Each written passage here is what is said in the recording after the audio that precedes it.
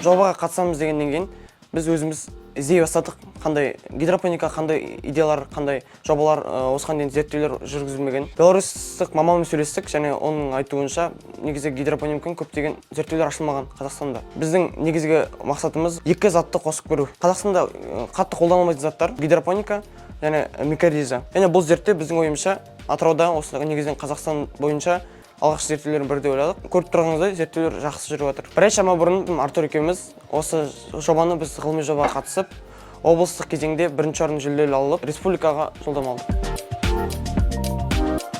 Бұны алдағы уақытта, болашақта біз оны дамытқымыз келіп тұр. Ол қалай? Бүкіл мектепті осылай көкөніс, жемістермен қамтамасыз ету мақсатымыз бар. Өздеріңіз көргеніңіздей, өте аз көлем алып, яғни кез келген үйде жасауға болады. Мен өзім арманым бар. Негізі әр қазақтың осындай отбасында осындай бір установка тұрса, дүкенге ешқайда шықпай, өз үйінде өсіре беруге болады. Яғни мына жерде ең күштісі, ол ешқандай сыртқы ауа райы деген сияқты нәрсеге тәуелді емес. Әр адам өз үйінде өзінің қадағалауымен барлығын жасай алады. Установканы негізі Қытайдан алғанбыз. Бұны модель ретінде алғанбыз.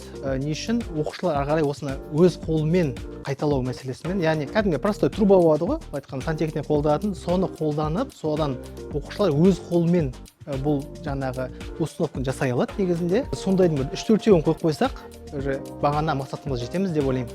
Осы жобаның Атырау қаласы үшін болашағы зор деп білемін. Және алдағы уақытта республикаға танылса, бүкіл біздің еліміз үшін пайдасын тиеді деген үмітім зор.